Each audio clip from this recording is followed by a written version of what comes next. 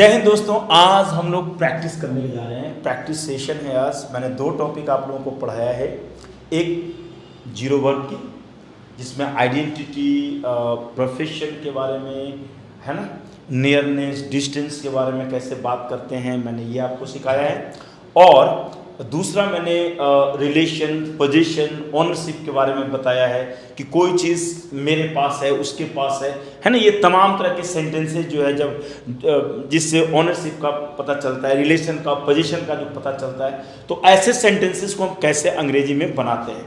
तो ये जो 2 महत्वपूर्ण स्ट्रक्चर्स, 2 महत्वपूर्ण जो मैंने टॉपिक्स आप लोगों को पढ़ाए हैं, तो मुझे लगा कि भाई इस पर प्रैक्टिस सेशन होना बहुत ज़रूरी है।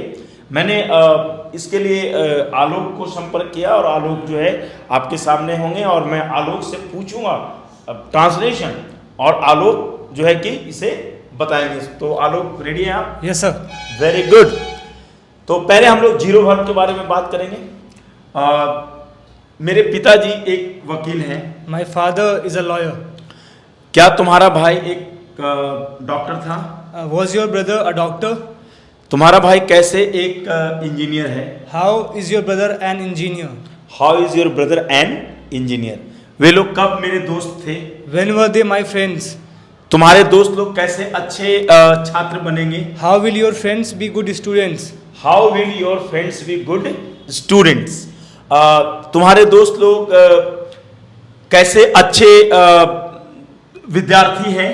How are your friends good students? How are your friends good students? Very good. ये सब मेरी कलमें हैं। These are my pens. वे सब तुम्हारी किताबें थी। Those were your books. क्या ये सब मेरी कुर्सियां हैं? Are these my chairs? क्या वे सब तुम्हारी कलमें होंगी? Were will those be your pens? Will those be your pens, है ना। अच्छा, तुम्हारे दोस्त लोग कैसे अच्छे इंसान बनेंगे? How will your friends be good human being? Human beings. Okay, very good. क्या तुम्हारा भाई एक डॉक्टर था? Was your brother a doctor? तुम्हारे दोस्त लोग कैसे अच्छे गायक थे? How were your friends good singers? Very good. वह एक पंखा है। It is a fan. That is a fan. वह दूरी पे है। That is a fan. Okay, यह एक रेडियो है। This is a radio. This is a radio. Nearness की बात हो रही है ना। Very good. तो दिस लगाते हैं। ये सब मेरी किताबें नहीं है। These are not my books. क्या वे सब तुम्हारी किताबें नहीं थी? Were those not your books? Were those not your books? या तुम्हारी किताबें कैसे पुरानी थी? How were your books old?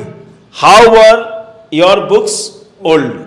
क्या तुम्हारा भाई एक समझदार लड़का है? Is your brother an intelligent boy? Is your brother an intelligent boy?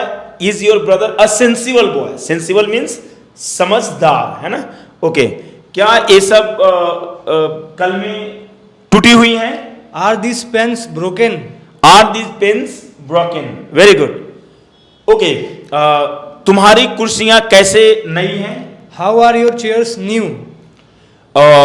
Okay, तुम्हारे पिताजी कब एक वकील थे? When was your father a lawyer? When was your father a lawyer?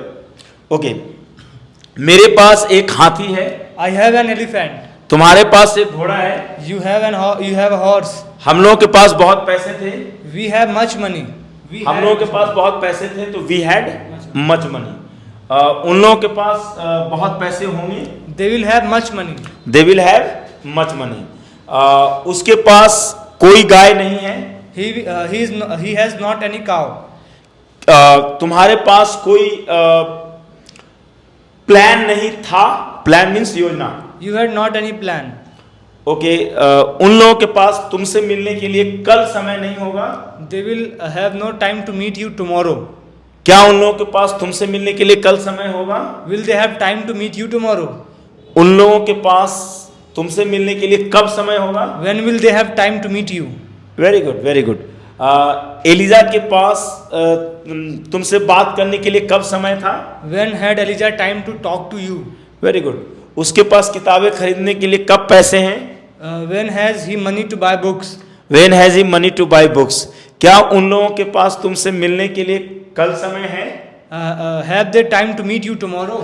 उन लोगों के पास तुम्हारे प्रति करवाहट नहीं थी? They had no bitterness towards you. Okay, मेरे पास तुम्हारे प्रति उदारता कब होगी?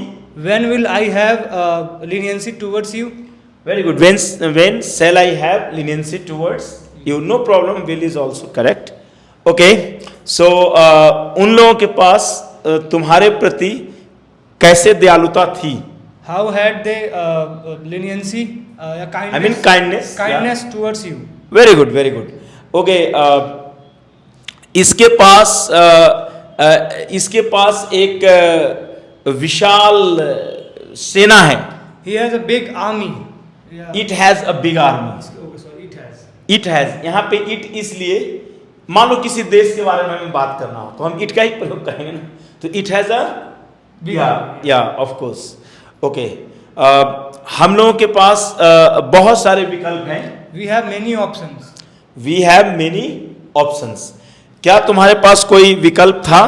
Had you any option? तुम्हारे पास कब बहुत सारे विकल्प थे?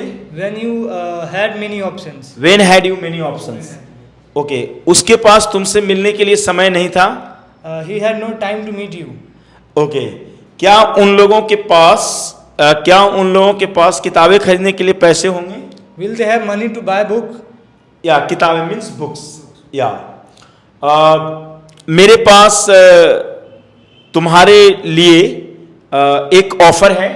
I have an offer for you. Of course. उसके पास तुम्हारे लिए एक सरप्राइज था. He had a surprise for you. देखिए ये जो इस तरीके के जो सेंटेंसेस हैं, we really use in our day to day conversation. When we converse with each other, of course we just speak such sentences. And one thing must be firmly imprinted in your mind कि यदि आप इन चीज़ों की practice करते हैं, if you really do practice over all these things, you would certainly be able to learn, you would certainly be able to speak. और मैं हमेशा ये बात कहता हूँ कि आपको डरने की ज़रूरत नहीं है, बहुत ज़्यादा आपको सिर्फ प्रैक्टिस करने की ज़रूरत है. So okay, so of course you have done well Alok, and of course I know that you speak very well. So can you suggest some ways? Yes, sir, of course I will. I would like to suggest some ways to the viewers. Like, see, whatever the videos are uploaded on the YouTube by Deepak sir is really very useful for everyone. Either you are preparing for any sort of government exam or you are a student. Okay, it doesn't matter, but you must watch it. Okay, because if you watch it, if you learn all these things from all the videos, then definitely it will assist you a lot. Okay, in every stage of your life.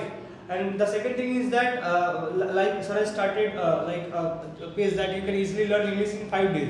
Yeah, it's totally possible. The way sir is teaching everything, or the way he has told us, okay, to learn the things. Okay, if you follow everything like given by Deepak sir or told by Deepak sir, then definitely we can do it.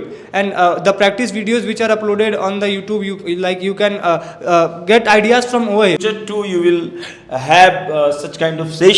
Yeah. Because practice makes a man perfect. I firmly believe in this saying. If you practice hard, you would certainly be able to speak English in a proper way. So just for having the perfection, one needs to do each and everything, correct? So such kind of session really benefits you a lot. Such kind of session really helps you a lot in speaking, in understanding what is required for you, how you can speak, even how you can communicate with others in English language. So you tell me, what has been your strategy to learn English language? Okay, so again I would like to tell that whatever guidelines or whatever the things taught by Deepak sir, I just simply followed that. Whenever I had any kind of doubt, I used to come to him, and he just only told me whatever I teach you, just go through each and everything very properly. If you have any doubt, then come again and again. Again. It doesn't what exactly happens with the student. They go through they go through each and everything once or or twice, and by reading once or twice they think that they can be able to use them while speaking, but it is totally wrong. Unless and until you are practicing the things many a time, you are not going to be a good speaker. And if you're learning English, then it really asks for practice. Okay, that's all. Yeah, very good, very good. So you just tell me that these two topics that I have taught them, zero verb and position and relation, means use of has had.